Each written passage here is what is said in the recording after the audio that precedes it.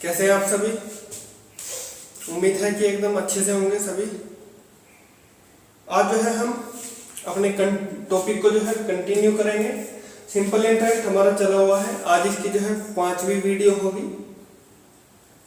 ठीक है, हमारे कुछ कल के क्वेश्चन रह गए थे, पहले हम उनको कंप्लीट करेंगे, उसके बाद हम आज के नए जो टॉपिक वाले जो कंसेप्ट पर जो क्वेश्चन होंगे उनको हम लेंगे। ठीक, यानी कि जो किस्त वाले हमारे रहते हैं आज हम उनको थोड़े से करेंगे। देखिएगा कल का जो क्वेश्चन रह गया था एक दो। सबसे पहला क्वेश्चन है साधारण ब्याज की दर से 675 रुपए का, कितने रुपए का? 675 रुपए का 4 वर्षों में 837 रुपए क्या हो जाता है? मिश्र धन हो जाता है। यदि ब्याज की दर 2% घटा दी जाए तो 4 वर्षों में वह धनराशि कितनी हो जाएगी? चलिएगा अपने क्वेश्चन देखते हैं हम। देखो इसने कहा है साधारण ब्याज की दर से, ठीक है। क्या इसने आपको दर बताई है? इसने आपको दर नहीं बताई है। इसने कहा है 675 रुपए 4 वर्षों में। 675 रुपए कितने रुपए? 675 रुपए, यानी कि ये क्या है? मूलधन है, यानी कि प्रिंसिपल। इसने कहा है 4 सालों में 837 रुपए हो जाते हैं। कितने हो जाते हैं? 837 रुपए हो जाते हैं 4 सालों में। यहां से यहां तक होने के लिए इसको लग गए 4 साल। ठीक, यानी कि ये क्या है? ये हो गया मिश्र धन, यानी कि अमाउंट। ठीक, इतनी बात बताओ आपके क्लियर है या नहीं है? भाई इसने दो ही चीज तो कही है। ये कहा है जो कोई राशि है, कोई अमाउंट है, 4 साल में इतना हो जाता है। अगर ये इतना हो जाता है तो ये तो दे दिया इसने मूलधन, और ये हो गया मिश्र धन। हमें पता है कि जो मूलधन होता है, मूलधन को अगर इसमें से घटा दिया जाए तो अपना ब्याज निकल के आ जाएगा या नहीं आ जाएगा? इतनी बात बताओ। मिश्र धन माइनस मूलधन बराबर होता है ब्याज। भाई 5वीं क्लास है आज, आपको अच्छे से समझ में आ जाना चाहिए। अब तो अगर मिश्र धन में से हम मूलधन को घटाते हैं तो ब्याज आ जाता है, और अगर ब्याज में मूलधन जोड़ देंगे तो मिश्र धन आ जाएगा। ठीक, ब्याज कितना आ जाएगा? 7 में से 5 गए 2, 13 में से 7 गए 6, 7 में से 6 गया 1, यानी कि 162 रुपए क्या आ गया? ब्याज क्या आ गए? भाई आपको मूलधन पता है, आपको समय पता है, आपको ब्याज पता है, क्या आप दर नहीं निकाल सकते? दर बराबर होता है ब्याज गुना 100। ब्याज कितना है? 162 रुपए। ब्याज गुना 100 बटे मूलधन है 675 रुपए। मूलधन गुना समय है 4 साल का। इतनी बात बताओ आपकी समझ में आई या नहीं आई? भाई देखना एक बार, ये 5 से कट जाएगा नहीं कट जाएगा? 5 एकम 5, 5 तिया 15 और 5 पंजे 25। ठीक है, 5 से काट लो इसको, 5 दूनी 10 और 0 की 0। फिर 5 से काट लो इसको, 5 दूनी 10, 5 सत्ते 35, 5 चौक 20। 4 से कट जाएगा 4। देखना एक बार ये 3 से कटता है नहीं कटता? 9 से देख लो काट के, 9 एकम 9, 9 एकम 9, 7 और 2, यानी कि 9 से कट जाएगा। 9 तिया 27, 9 एकम 9, 9 अट्ठे 72, यानी कि 3 छंग 18। यानी कि जो दर आपकी निकल के आई है, यहां से दर आई है आपकी निकल के 6% की। ठीक, अब क्वेश्चन पढ़ लो आप थोड़ा सा आगे की ओर। इसने कहा है यदि ब्याज की दर 2% घटा दी जाए, भाई दर थी ये वाली, ठीक है, और इसने कहा है 2% दर हमने घटा दी। अगर 2% दर हमने घटा दी तो कितनी रह गई दर? 4% रह गई या नहीं रह गई? ठीक है, तो इसने कहा है 4 वर्षों बाद यह धनराशि कितनी हो जाएगी? भाई समय दे दिया इसने 4 वर्ष, और धनराशि है हमारी 675 रुपए। कितनी? 675 रुपए। तो इसने कहा है 4% की दर पर समय इतना, मूलधन इतना। तो क्या आपको ब्याज का फार्मूला नहीं पता? ब्याज बराबर होता है मूलधन गुणा दर गुणा समय बट्टे 100। ठीक, भाई जो ब्याज निकल के आएगा यहां से, ठीक है। तो जो ब्याज आ गया आपका निकल के, मान लीजिए आ गया आपका 50 रुपए ब्याज, तो 675 में 50 जोड़ दो तो आंसर आ जाएगा आपका कितना, 5 का 5, 7 और 5 12 का 2 का हासिल है, यानी कि 725 आंसर आ जाएगा आपका। लेकिन ये आंसर नहीं है, ये हमने आपको बताया है कि मान लीजिए अगर इसको सोल्व करके 50 आया, भाई इसको हल कर लेना, बड़ा ही सिंपल सा है अब आपके लिए, ठीक है। तो इसने वही पूछी है 4 वर्षों में धनराशि कितनी हो जाएगी। देखो नेक्स्ट क्वेश्चन देखो, 10% प्रतिवर्ष साधारण ब्याज पर एक निश्चित राशि कितने समय में दोगुनी हो जाएगी। भाई बड़ा सिंपल सा क्वेश्चन है, बस थोड़ा सा ध्यान लगा के देखो एक बार।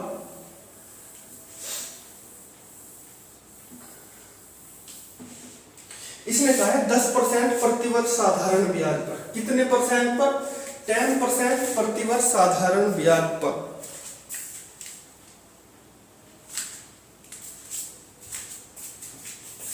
एक निश्चित राशि कितने समय में दोगुनी हो जाएगी। भाई कोई राशि है एक, इसने कहा है वो अपने की दोगुनी हो जाएगी। अगर कोई राशि एक है तो ये इसका क्या है, ये इसका मूलधन है नहीं है। भाई जब ये दोगुनी हो रही है कुछ टाइम के बाद, हमें नहीं पता वो टाइम कितना है, मान लो टी टाइम है, टी टाइम के बाद ये क्या हो रही है, धनराशि दोगुनी हो रही है, मतलब कि ये हमारा मिश्र धन है। कितना है, मिश्र धन है।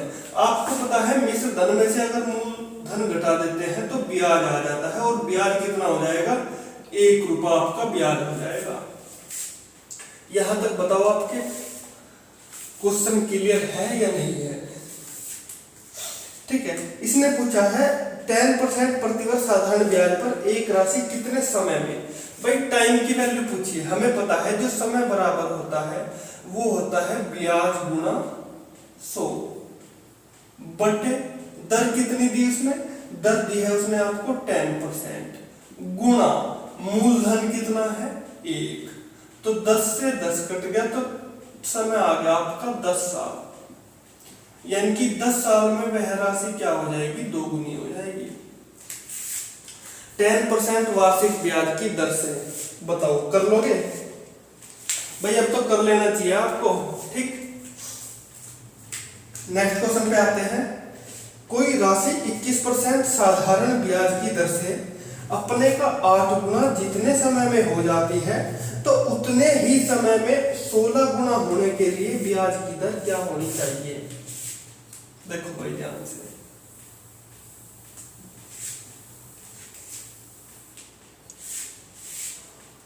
इसने कहा है अपने का 8 गुना 21% वार्षिक ब्याज की दर से। भाई देखो अपने का 8 गुना कब होगी, जब 1 का हो जाएगी कितना, 8 गुना, यानी कि 1 क्या है हमारे पास, आप कहोगे सर 1 रुपया अगर मूलधन है तो कुछ समय के बाद वो क्या हो जाती है, टी समय के बाद, समय तो नहीं दिया इसने, नहीं दिया है, इसने कहा है 8 गुना हो जाती है, यानी कि ये क्या हो गया, मिश्र धन, ठीक। अब आप कहोगे सर ब्याज कितना हो जाएगा, आप कहोगे सर ब्याज हो जाएगा 8 में से, मिश्र धन में से अगर मूलधन घटा देंगे तो ब्याज आ जाएगा 7 रुपए। भाई रेट ऑफ इंटरेस्ट पता है आपको कितना, 21%, कितना परसेंट, 21%। भाई हमें पता है जो ब्याज बराबर होता है वो होता है मूलधन गुना दर गुना समय बटे 100। इतनी बात आपको पता है नहीं पता। और ब्याज इसने दिया है 7 रुपए का, कितने रुपए का, 7 रुपए का ब्याज दिया है। भाई 8 में से 1 घटा देंगे तो 7 ब्याज आ जाएगा, नहीं आएगा, आप कहोगे सर आ जाएगा।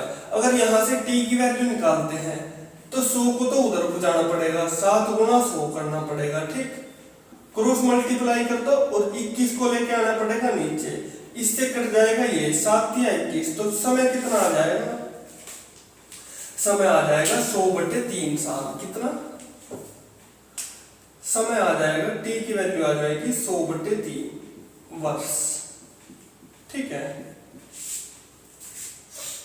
इसने कहा है उतने ही समय में, उतने ही समय में, यानी कि समय की वैल्यू है यही, उतने ही समय में अपने का 16 गुना होने के लिए ब्याज की दर क्या होगी। भाई इसने कहा है अपने से 16 गुना करना है, यानी कि ये तो हो गया मूलधन, ये हो गया उसका मिश्र धन। 16 गुना करना है यानी कि 16 में से 1 घटा देंगे तो आपका ब्याज आ जाएगा 15 रुपए। बताओ भाई मिश्र धन माइनस मूलधन करते हैं तो ब्याज तो आता है, और आपको पता है जो ब्याज बराबर होता है, ब्याज की वैल्यू है 15 रुपए। इसने पूछा है ब्याज की दर, अगर दर पूछी है तो दर का फार्मूला क्या होता है, दर का फार्मूला होता है ब्याज गुणा 100, ब्याज गुणा 100 बटे मूलधन। मूलधन कितना है 1 रुपया, और समय कितना है 100 बटे 3, यानी कि 100 बटे 3 पहुंच जाएगा ऊपर, तो 100 से काट दो 100 और 15 दिया 45, तो दर आ जाएगी 45%। कितनी 45%। यही आपका क्या हो जाएगा आंसर हो जाएगा। बताओ एक एक पॉइंट आपके क्लियर है नहीं है। भाई क्वेश्चन पढ़ लिया करो एक बार, जब क्वेश्चन निकालते हो ना देखते हो ध्यान से, तो क्वेश्चन पर आपकी नजर रहनी चाहिए, क्योंकि इससे पता चलता रहता है आपको कि क्या क्या क्वेश्चन में पूछा गया है। देखो नेक्स्ट क्वेश्चन पे आते हैं। 16 सही 2/3% वार्षिक ब्याज की दर से कितने वर्षों में किसी धनराशि का साधारण ब्याज उस धनराशि के बराबर हो जाएगा। यानी कि इसने कहा है कोई ब्याज कितने समय में उस मूलधन के बराबर हो जाएगा। भाई देखो ब्याज मूलधन के बराबर करना है, किसके बराबर करना है, यदि ब्याज 1 है तो मूलधन 1 है तो ब्याज को भी उसी के बराबर लेके आना है। ठीक है, यही तो मतलब है इसका। मान लो ये x है, मूलधन x है तो ब्याज को भी x ही लेके आना है। ठीक, वो मर्जी आपकी कितनी मान लीजिएगा, 100 मान लो, 200 मान लो, 50 मान लो। ठीक, इसने कहा है दर दी है कितनी, दर दी है इसने 16 से ही 2/3%, यानी कि 16 या 48 है तो 50/3%, यानी कि 50/3% दी है आपको दर। ठीक, इसने कहा है उस धनराशि के बराबर हो जाएगी कितने वर्षों में। भाई टाइम की वैल्यू पूछी है इसने। आपको पता है जो समय बराबर होता है, क्या, जो समय बराबर होता है मूलधन है 1 गुणा दर कितनी है 50/3, मूलधन गुणा दर गुणा समय कितना है, समय हमें निकालना है, समय, ये क्या हो जाएगा, ये हो जाएगा ब्याज। ठीक है, मूलधन गुणा दर गुणा समय बटे 100। ठीक,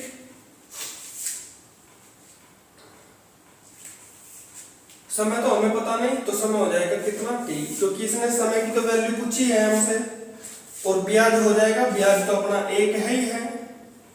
ठीक है, तो भाई t की वैल्यू निकालनी। भाई आप इसको ना डायरेक्ट कर लो यहां से, है ना। ये देखो जो समय बराबर होता है ब्याज गुणा 100, ब्याज कितना है 1 रुपया, ब्याज गुणा 100 बटे दर कितना है 50/3, 3 पहुंच जाएगा ऊपर, गुणा मूलधन कितना है 1। भाई समय का फार्मूला पता है आपको, हमने आपको स्टार्टिंग में बताया था, जो सिंपल इंटरेस्ट बराबर होता है मूलधन गुणा दर गुणा समय बटे 100, ये फार्मूला होता है। बस यही चलेगा पूरे के पूरे चैप्टर में। ठीक, इसके अलावा कोई और फार्मूला आपको याद करने की जरूरत नहीं है। ठीक है, ना ही किसी का हम यूज करेंगे। ठीक है, देखो 50 से ये 100 उड़ गए तो 2, तो समय कितना आ जाएगा, समय बराबर हो जाएगा 3 दूनी 6 वर्ष। बताओ इतनी बात आपके क्लियर है नहीं, छोटा सा क्वेश्चन है एकदम नन्हा सा। ठीक, देखो कल वाली पीडीएफ के हमारे सारे के सारे क्वेश्चन हो गए खत्म। ठीक, अब चलते हैं हम थोड़े से नेक्स्ट लेवल के क्वेश्चन, यानी कि आज पढ़ते हैं हम किस्तों वाले क्वेश्चन। कौन से वाले, किस्तों वाले। देखो किस्त होती क्या है, सबसे पहले तो आप ये जानो किस्त क्या होती है। भाई अगर मान लीजिए आप कोई बाइक या फिर कार वगैरह खरीदने के लिए जाते हैं, ठीक है, आप यदि कोई बाइक या कार वगैरह खरीदने के लिए जाते हैं और आपका जो है जुगाड़ नहीं है पैसे का, ठीक है, तो दुकानदार क्या कहता है, दुकानदार आपसे बोलता है कि सर आप ना गाड़ी ले जाइए और आपको सारे के सारे पैसे एक बार में नहीं देना, आप इंस्टॉलमेंट में दे देना, 4 इंस्टॉलमेंट में दे देना, 5 इंस्टॉलमेंट में, जितना मर्जी करे, यानी कि किस्त, इंस्टॉलमेंट यानी कि किस्त, जितनी मर्जी आए आप उसकी कितनी किस्त में भर देना पैसों को। ठीक है, ठीक है। तो ऐसे ही क्वेश्चन है। देखो अब एक बाइक खरीदी है 50,000 रुपए की, यानी कि या तो आप 50,000 रुपए दे के चले जाओ नगद, या फिर 12,000 रुपए की 5 वार्षिक किस्त दे दो। भाई देखो एक बाइक है, क्या है, एक बाइक है ये वाली, ठीक है। इसकी कीमत कितनी है, इसकी कीमत है 50,000 रुपए। ठीक, एक बाइक है, इसकी कीमत है 50 रुपए। आदमी का क्या लगा, भाई आदमी मेरा जुगाड़ नहीं है, तो दुकानदार क्या लगा, भाई साहब आप एक काम करो, 12,000 रुपए की ना आप 5 किस्त दे दो। अगर वो 5 किस्त देगा, ठीक है, 5 साल तक का अगर वो 5 किस्त देता है, यानी कि 1 साल में बस उसको 12,000 रुपए देने हैं। ठीक है, तो धीरे धीरे करके वो क्या करता है, 5 साल में पूरा करता है 50,000 रुपए को। तो 5 किस्त देगा 12,000 की, तो उसको ये बाइक कितने में पड़ जाएगी, भाई आप कहोगे 60,000 रुपए में उसको एक बाइक पड़ जाएगी। बताओ पड़ जाएगी या नहीं पड़ जाएगी, यानी कि 10,000 रुपए का क्या हो गया, उसको एक्स्ट्रा देने पड़ गए, यानी कि 10,000 रुपए का फायदा हो गया किसको, दुकानदार को। ठीक है, तो इसने ये कहा है कि 12,000 रुपए की 5 वार्षिक किस्त देकर इसी को खरीदा जा सकता है, तो साधारण ब्याज की वार्षिक दर बतानी है। भाई देखो 50,000 रुपए की चीज कितने की पड़ गई, उसको 60,000 रुपए की पड़ गई, यानी कि 10,000 रुपए का क्या होगा, 10,000 रुपए का इसमें ब्याज इंक्लूड हो गया, नहीं हो गया, यानी कि 10,000 रुपए का ब्याज भी तो हो गया 5,000 रुपए पर। भाई पहले तो वो देता, अगर एक साथ देता तो 50,000 रुपए देने पड़ते, लेकिन अब उसको जो है 10,000 रुपए एक्स्ट्रा देने पड़ रहे हैं, यानी कि 10,000 रुपए का उसके पास हो गया ब्याज। भाई देखो ध्यान से, जब वो पहले साल देता है, जब वो पहले साल अपनी किस्त देगा 12,000 रुपए की, ठीक है, ध्यान से देखना एक क्वेश्चन को, एक क्वेश्चन ही बड़े अच्छे से समझ लीजिएगा। भाई ये बाइक लेके आ गया अपने घर, ये बंदा जो है, ठीक है, ये जो हैंडसम सा बंदा दिखाई दे रहा है आपको, कानून सा, ठीक, ये हायाबुसा लेके आ गया अपने घर में, ठीक है। तो 50,000 रुपए तो इसने दिए नहीं, ठीक है, तो लेकिन इसका जो पहली किस्त देगा वो 12,000 की देगा, ठीक, पहले साल, ठीक है, कितनी देगा, 12,000 की किस्त देगा, यानी कि 50,000 रुपए पर उसको ब्याज लगेगा, यानी कि सबसे पहले साल वो क्या करेगा, वो 50,000 रुपए देने पड़ेंगे उसको, यानी कि 50,000 रुपए पर ब्याज लगेगा, जितना भी ब्याज लगेगा। लेकिन जब वो अपनी पहली किस्त दे देगा, उसके बाद पहले साल तो ब्याज लगेगा 50,000 रुपए पर, दूसरे साल जो ब्याज लगेगा ना उसका, वो 50,000 रुपए पर नहीं लगेगा, क्योंकि इसमें से 12,000 रुपए क्या हो चुके होंगे, 12,000 रुपए इसमें से लेस हो चुके होंगे, ठीक।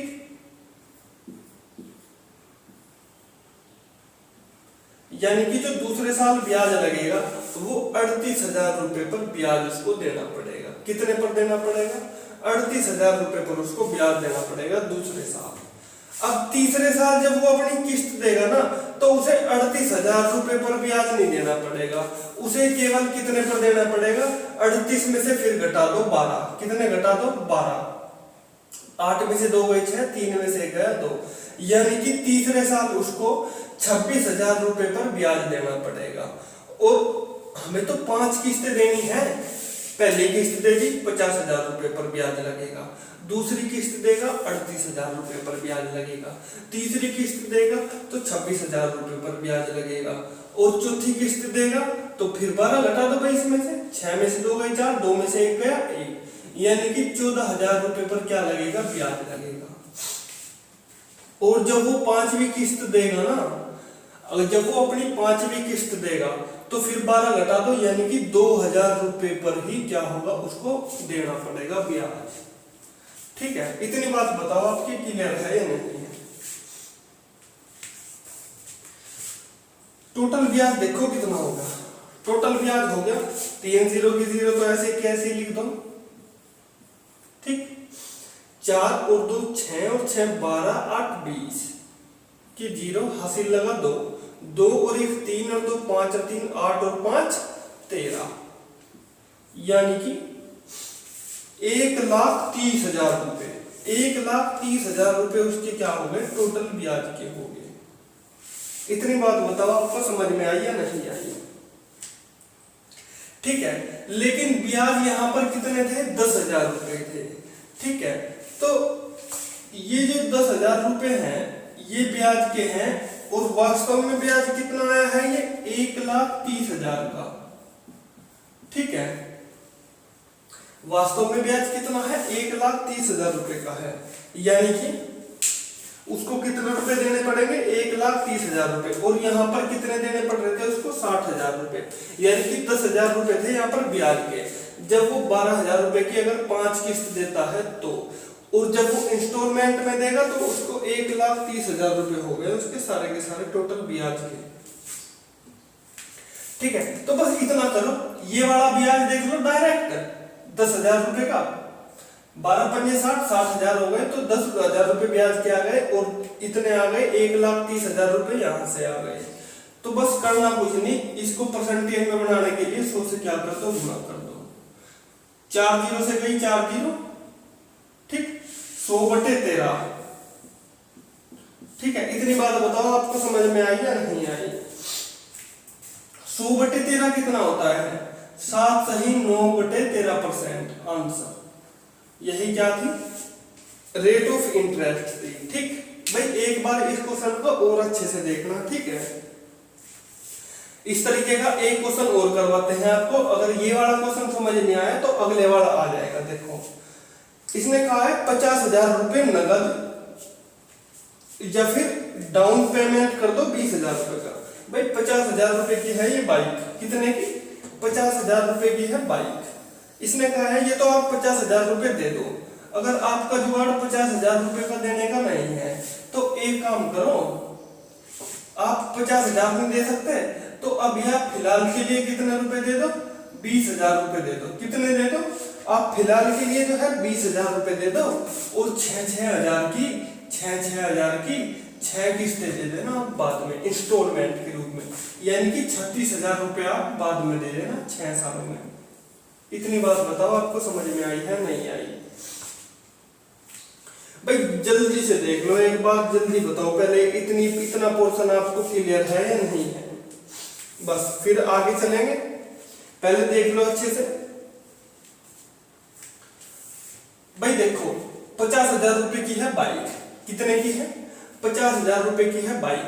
वो कह रहा है क्वेश्चन में, बाबूजी अगर आप नगद रुपए देते हो ना तो 50,000 रुपए की ये बाइक खरीद के ले जाओ, और आप एक काम करो, अगर आपके पास ज्यादा पैसे नहीं है तो 20,000 रुपए तो आप दे दो, और बाकी जो 6,000 रुपए होंगे वे बाद में करके आप एक साल के हिसाब से देते रहना।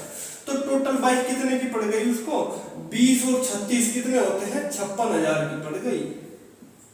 बताओ तो यहां से ब्याज कितना पड़ गया उसको, भाई 50,000 रुपए की बाइक थी, वास्तव में पड़ रही है उसको 56,000 की, यानी कि 6,000 रुपए फालतू पड़ रहे हैं, यानी कि 6,000 रुपए ब्याज के भी उसमें जुड़ गए। तो एक तो चीज आपको ये ध्यान रखनी है स्टार्टिंग वाली। उसके बाद आपको देखना क्या है, उसके बाद आपको देखना क्या है, ये बात ध्यान में रखो। पहले साल जो ब्याज लगेगा उसको किस पर लगेगा, भाई पहले वाले क्वेश्चन में तो 50 के 50,000 पर ब्याज लगा था, लेकिन उसने अब की बार क्या करा, ये 20,000 रुपए उसने स्टार्टिंग में जमा कर दिए एडवांस में। तो अब जो ब्याज लगेगा ना वो 50,000 में से 20,000 घटा दो, 30,000 पर जो है ब्याज लगेगा। ठीक है, इतनी बात बताओ आपकी क्लियर है नहीं है, ठीक। लेकिन जब वो दूसरे साल किस्त देने के लिए जाएगा, जब वो दूसरे साल किस्त देने के लिए जाएगा तो 6,000 रुपए की एक किस्त है, तो 6,000 रुपए लेस कर दो, यानी कि 24,000 रुपए पर जो है उसका ब्याज लगेगा दूसरे साल। 6 किस्त देनी है हमें, तो कितनी किस्त देनी है, 6 किस्तें देनी है हमें। जब वो तीसरी किस्त देने जाएगा तो अब 24,000 पे ब्याज नहीं लगेगा, 6,000 की दूसरी किस्त तीसरी किस्त हो जाएगी कितनी, 24 में से 6 गए 18,000 की जो है किस्त 18,000 पर जो है उसको ब्याज लगेगा, ठीक, इतना ब्याज उसको देना पड़ेगा। अब ध्यान से देखो 6 किस्त है, 4, 5 और 6, यानी कि 18 में से 6 गए 12,000। जब वो चौथे साल देने के लिए जाएगा, 5वें साल उसको लगेगा 6,000 पर, और छठे साल जब वो पैसे देने के लिए जाएगा ना तो उस पर कोई ब्याज नहीं लगेगा, क्योंकि उसने सारी की सारी क्या होगी, उसने सारे के सारे पैसे चुका दिए, तो इस वजह से उसकी आखिरी में कोई भी ब्याज नहीं लगेगा। यहां से टोटल ब्याज देख लो कितना हो जाएगा भाई, 3 जीरो तो जीरो की ऐसे कैसे आ जाएगी, ठीक है। 6 और 2 8 और 8 16 और 4 20 की जीरो, हासिल लगू 2, 2 और 2 4 और 2 6 और 3 9, यानी कि 90,000 रुपए आ गए उसके ब्याज के। लेकिन ये वाला 6,000 रुपए ब्याज है, ठीक है, और ये है 90,000 रुपए वाला ब्याज, और इसको क्या कर दो आप परसेंटेज में बढ़ाने के लिए 100 से कर दो, बस आपका आंसर आ जाएगा, ठीक है। कैसे आएगा देखो, 3 जीरो से तो 3 जीरो गई, 1 जीरो से आपसे आपकी 1 जीरो और गई, 3 दूनी 6 और 3 क्या हो 20/3 हो गया, 20/3 होता है 6 से ही 2/3%, 36 18 और 2 20/3। बताओ इतनी बात आपकी क्लियर है नहीं भाई? जल्दी से देख लो, थोड़ा सा अच्छा क्वेश्चन है ये थोड़ा सा कम समझ में आएगा आपके, लेकिन आ जाएगा आपके अगर आप ध्यान से देखोगे तो, ठीक है। इतनी बड़ी बात नहीं है कोई इसमें, बस थोड़ा सा ध्यान देखना है कि जितने वो रुपए देता जाता है उस पर ब्याज लगता जाता है, ठीक है। एक क्वेश्चन और देखते हैं ऐसे ही बिल्कुल सेम टू सेम। देखो, एक पेंसिल का नगद मूल्य है 11 रुपए, या फिर 2 रुपए की जो है वो मासिक किस्त देकर खरीदा जा सकता है एक पेन, ठीक है। तो इसने कहा है साधारण ब्याज की दर प्रतिशत बताओ।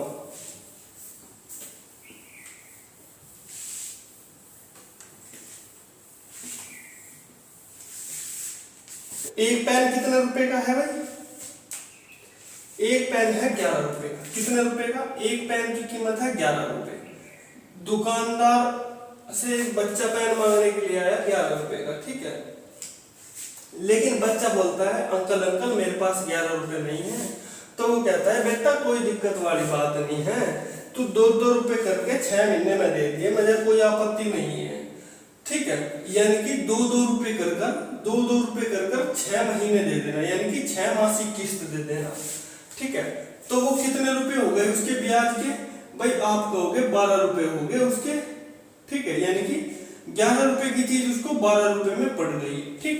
अगर वो किस्त के रूप में देता है तो यानी कि 11 रुपए की चीज उसको 12 रुपए में पड़ गई, 6-6 महीने में दिए उसने 2-2 रुपए करके। तो अब 1 रुपए क्या हो गया? ब्याज का आ गया, नहीं आ गया। लेकिन ये ब्याज कैसा आया? ये ब्याज जो है मासिक होगा, क्योंकि हर बार तो वर्ष का दिया रहता था, लेकिन उसने कहा है 2 रुपए करके आप 6 मासिक किस्त दे देना, ठीक है। जब वो पहले महीने के लिए ब्याज देने के लिए जाएगा तब उसको जो है 11 रुपए पर ब्याज देना पड़ेगा। लेकिन जब वो दूसरे महीने दूसरी किस्त देने के लिए जाएगा दूसरे महीने, तो उसको 11 में से 2 घटा देंगे, यानी कि 9 रुपए पर ब्याज देना पड़ेगा, ठीक है। उसके बाद उसको जो ब्याज देना पड़ेगा वो कितने रुपए पर देना पड़ेगा? भाई 9 में से फिर 2 घटा दो आप, 7, 6 किस्तें देनी है हमें, 4, 5 और 6, ठीक है। कितनी किस्तें देनी है? 6 किस्तें देनी है। 7 में से फिर 2 कम कर दो, यानी कि 5 रुपए। 5 में से फिर 2 कम कर दो, 3 रुपए। और 3 में से फिर 2 कम कर दो, 1, यानी कि लास्ट में 1 रुपए का वो क्या देगा? ब्याज देगा, ठीक है। टोटल जोड़ लो कितने रुपए ब्याज के होते हैं? 3 और 1 4, 5 4 9 और 7 16, 16 और 1 17, 17 और 9 कितने होते हैं? 17 3 होते हैं 20, और 20 6 होते हैं 26 का 6 का हासिल लगा 2, यानी कि 3, यानी कि 36 रुपए ब्याज के हो गए। लेकिन हमारे पास है 1 रुपया ब्याज का, और वास्तव में 36 रुपए हो गए ब्याज के। परसेंटेज में बनाने के लिए क्या करते हैं? 100 से करते हैं मल्टीप्लाई। भाई ये जो 1 रुपया ब्याज का आया था ये था मासिक का, लेकिन अगर 12 महीने का टोटल ब्याज देखा जाएगा 1 साल का, तो इसको 12 से करना पड़ेगा मल्टीप्लाई, ठीक है, ये बात आपको ध्यान रखने वाली है। 12 तिया होते हैं 36, 3 से अगर 100 को काटते हैं तो 33 सही 1/3 आता है, या फिर 33.33 और 3 इतना परसेंटेज। इतनी बात बताओ आपके क्लियर हुई या नहीं हुई? भाई बड़ा अच्छा क्वेश्चन है, किस्त वाले क्वेश्चन आ जाते हैं अक्सर। ठीक, देखो दो टाइप के क्वेश्चन और रहते हैं आपके, ठीक है, उनको भी आज ही करवा देते हैं हम। फिर आज क्या करेंगे, आज हम अपने चैप्टर को इसको खत्म कर लेंगे। ठीक है, ये 2 टाइप के क्वेश्चन रहते थे, इसके किस्त वाले बहुत ज्यादा पूछे जाते हैं। देखो एक क्वेश्चन है 10% वार्षिक साधारण ब्याज पर 3 वर्ष बाद दे 6600 रुपए हो जाता है, 3 बराबर वार्षिक किस्तों में चुकानी है। यानी कि 3 वर्ष बाद कितना देना पड़ता है, 3 वर्ष बाद जो है 6600 रुपए देना पड़ता है। नहीं तो फिर उसको जो है आप 3 बराबर किस्तों में चुका दीजिए। तो इसने पूछा है कि हर किस्त का मान क्या होगा, प्रत्येक किस्त का मान क्या होगा। देखिएगा भाई, इसको कैसे करेंगे भाई। जब आपके सामने ऐसे क्वेश्चन आ जाए ना, तो आपको देखो क्या करना है। अगर 2 वर्ष के लिए दिया रहेगा, 2 वर्ष के लिए दिया रहेगा, ठीक, तो आपको क्या करना है, 2 वर्ष के लिए दिया रहेगा तो कर देना 200 डायरेक्ट, ठीक, प्लस कितना कर देना है, 200 कर देना है। ठीक है, प्लस में क्या करना है, जितने वर्ष होते हैं, कितने वर्ष होते हैं, मान लीजिए 2 वर्ष है तो उससे 1 कम, गुणा कर दो R%, यानी कि जितना आपको दर दी रहती है। ठीक है, कितनी दी रहती है ये क्वेश्चन के ऊपर डिपेंड करेगा। मान लो अगर आपसे 3 वर्ष का पूछेगा किस्त का मान, कितने, 3 वर्ष की किस्त का मान, 4 वर्ष की किस्त का मान, 5 वर्ष की किस्त का मान, 6 वर्ष की किस्त का मान, 7 वर्ष की, जितने का भी आपसे पूछे ना उतने का निकाल सकते हो आप, लेकिन इतना ज्यादा वो पूछेगा नहीं। ठीक, देखो 3 वर्ष का निकालना है तो डायरेक्ट करो आप 300, कितना, 300 प्लस 3 वर्ष है तो 2 + 1, यानी कि 3 से 1 कम 2, 2 से 1 कम 1, फिर R% कर दो, कितना। इतनी बात बताओ आपकी क्लियर है, बात नहीं है?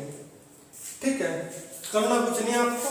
4 वर्ष से रहेगा तो डायरेक्ट कर दो 400 प्लस 4 से 1 कम 3 + 2 + 1 इंटू R%।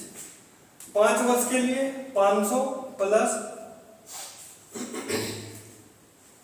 5 से 1 कम 4 + 3 + 2 + 1 इंटू R%।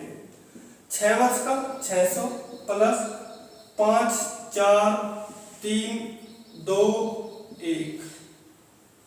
7 वर्ष का 700 plus 6 plus 5 plus 4 plus 3 plus 2 plus 1 R%।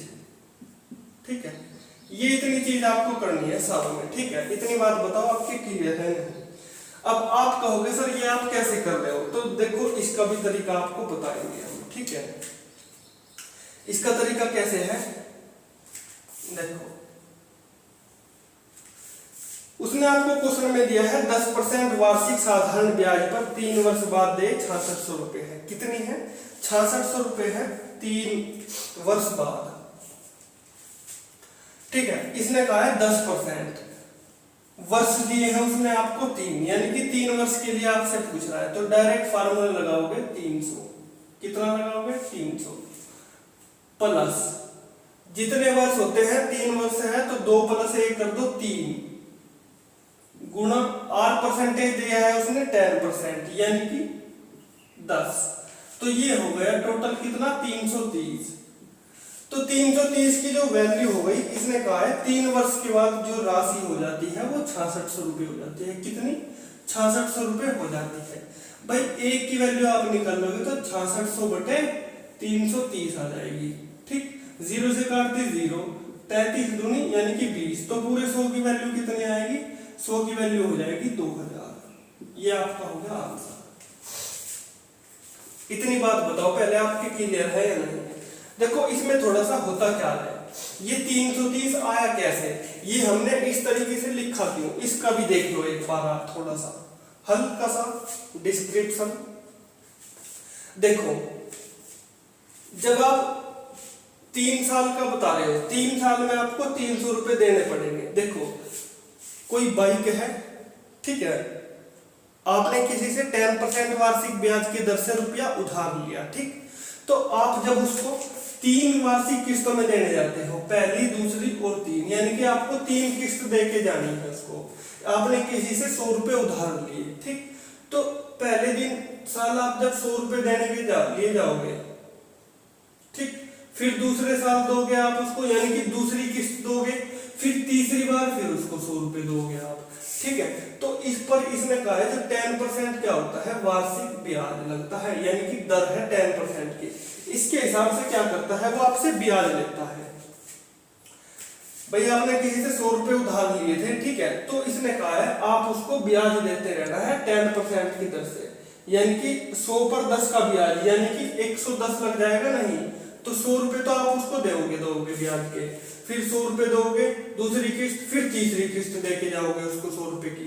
तो जो पहले साल जो ब्याज लगेगा ना, पहले साल जो ब्याज लगेगा वो एक तो इस साल का और इस साल का लगेगा इकट्ठा, यानी कि 10% तो यहाँ कर लग जाएगा और 10% लग जाएगा यहाँ का, यानी कि टोटल हो जाएगा 20%, ठीक। और जो दूसरी किस्त आप उसको देने के लिए जाओगे, जब आप उसको दूसरी किस्त देने के लिए जाओगे, केवल ये 10% ही आपको ब्याज के रूप में देना पड़ेगा, यानी कि 20 और 10 हो गए 30 रुपए, किसके हो गए, 30 रुपए ब्याज के हो गए, यानी कि 300 रुपए तो डायरेक्ट हो गए, 100 रुपए 100 रुपए 100 रुपए, यानी कि ये तो थी 3 हमारी किस्त थी, ठीक। भाई देखो ये बाइक थी ना हमारी हायाबुसा, ये 300 रुपए की थी बाइक, ठीक है, कितने की थी, 300 रुपए की थी, ठीक, इसको दे दिया, कहने लगा कि भाई तू 100 रुपए की 3 किस्त दे देना मेरे को, 100 रुपए की 3 किस्त दे देना, कहने लगा भाई मैं दे दूंगा तेरे को 3 साल में दूंगा, तो इसने 3 साल में करके 100 रुपए दे दिए, पकड़ा दिए। लेकिन इस पर 10% का क्या है, 10% का इस पर ब्याज भी है, ठीक है, कितने का ब्याज है, 10%, तो इस पर ब्याज का भी, तो जब पहले साल उसका जो ब्याज लगेगा वो दोनों साल का लगेगा, ठीक, यानी कि पहले साल क्या होगा, पहली किस्त पर कोई भी ब्याज नहीं लगेगा, दूसरी किस्त पर पहला ब्याज लगेगा और फिर दूसरा ब्याज लगेगा।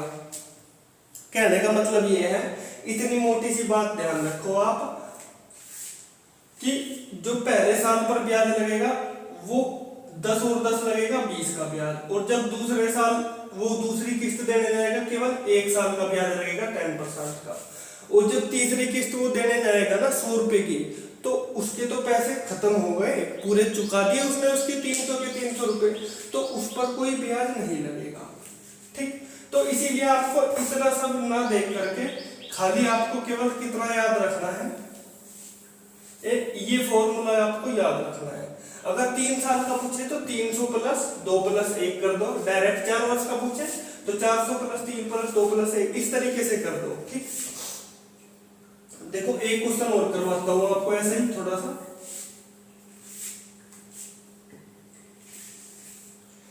8% की साधारण ब्याज की दर पर 3 वर्ष की देय 2268 रुपए है, तो 3 बराबर वार्षिक किस्तों में चुकाना है, तो प्रत्येक किस्त क्या होगी।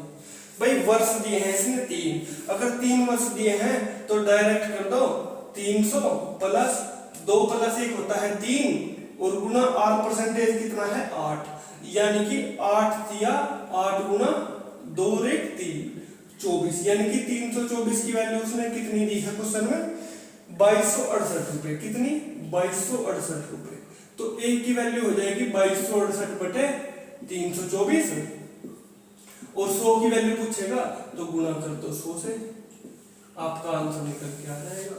बस इतनी सी चीज आपको करनी है, ठीक है, और कुछ नहीं ध्यान में रखना आपको। पीडीएफ में मैं आपको और क्वेश्चन अवेलेबल करवा दूंगा इसी टाइप के, आप प्रैक्टिस करना। बस एक टाइप का इसका क्वेश्चन देखो और रहता है, उसको और करा देते हैं। फॉर्मूला एक नोट कर लेना आप, यदि कोई राशि m वर्षों में दोगुनी हो जाती है, तो दोगुनी हो जाती जाती है तो इस राशि के n गुना होने में कितना समय लगेगा। ठीक है, अगर कोई राशि m वर्षों में, कितने वर्षों में, m वर्षों में क्या हो जाती है, 2 गुनी हो जाती है, तो n गुना होने में कितना, n गुना होने में कितना समय लगेगा उसको। तो ये फार्मूला है, समय पूछा है यानी कि t, यानी कि टाइम। टाइम बराबर होता है m इंटू n माइनस का 1। इसको देखते हैं हम क्वेश्चन के माध्यम से, इस फॉर्मूले का यूज कैसे करना है। क्वेश्चन पढ़ो, यदि साधारण ब्याज की किसी दर पर कोई राशि 8 वर्षों में क्या हो जाती है, 2 गुनी हो जाती है। 8 वर्षों में यानी कि m वर्षों में क्या हो जाती है, 2 गुनी। m वर्षों में यानी कि 8 वर्ष में क्या हो गई, 2 गुनी। तो इसने कहा है n गुना होने में कितना समय लगेगा, यानी कि 6 गुना कितने समय में हो जाएगी, 6 गुना यानी कि n गुना, यानी कि 6 माइनस 1, 6 माइनस 1, तो t आ जाएगा हमारा टाइम, यानी कि वर्षों में। तो t बराबर 8 गुना 5 यानी कि 8 पंजे 40 साल में वह राशि क्या हो जाएगी, 2 गुनी हो जाएगी। देखो एक क्वेश्चन और दिखाते हैं आपको। इसने कहा है यदि साधारण ब्याज की किसी दर पर कोई राशि 5 गुना होने में 28 वर्ष को समय लेती है। कितने वर्ष का, यदि साधारण ब्याज की किसी दर पर कोई राशि 5 गुना होने में 28 वर्ष का समय लेती है, तो इसी दर पर यह राशि 7 गुना होने में कितना समय लेगी। भाई क्वेश्चन सेम है बिल्कुल, बस थोड़ी सी चीज घुमा दी। देखो ध्यान से, t बराबर हमें पता है m इंटू n माइनस 1। ठीक, इसने कहा है क्वेश्चन में यदि साधारण ब्याज की किसी दर पर कोई राशि 5 गुना होने में 28 वर्ष का समय लेती है। 5 गुना यानी कि n की वैल्यू दे दी 5 गुना होने में 28 वर्ष का, यानी कि अब की बार दे दी इसने 28 वर्ष दे दी। तो m की वैल्यू आ जाएगी यहां से, तो 28 बराबर m की वैल्यू होगी, n बराबर होता है 5 माइनस 1 बराबर 4, और 4 सत्ते 28, यानी कि m की वैल्यू हो गई 7 वर्ष, 7 m वर्षों में। अब क्वेश्चन में कहा है इसने इसी दर पर यह राशि 7 गुना होने में, 7 गुना यानी कि n की वैल्यू दे दी इसने 7, यानी कि 7 गुना होने में कितना समय लेगी। फॉर्मूला वही है, t बराबर m की वैल्यू है 7 इंटू n की वैल्यू आई है 7 माइनस 1, यानी कि 7 इंटू 7 में से 1 गया 6, यानी कि 7 6 42। 42 वर्षों में वह राशि क्या हो जाएगी, स्वयं की हो जाएगी 7 होगी। बताओ इतनी बात आपकी क्लियर है नहीं। बस छोटा सा फार्मूला है, ये आपको याद रखना है। आज का हमारा लास्ट क्वेश्चन आता है, देखो बड़ा ही प्यारा सा नन्ना मुन्ना सा। यदि साधारण ब्याज की किसी दर पर कोई राशि 21 वर्ष 6 माह में 3 गुनी हो जाती है। कितनी हो जाती है, यदि कोई राशि 21 वर्ष 6 माह में 3 गुनी हो जाती है, तो इसी दर पर कितने समय में वह राशि 2 गुनी हो जाएगी।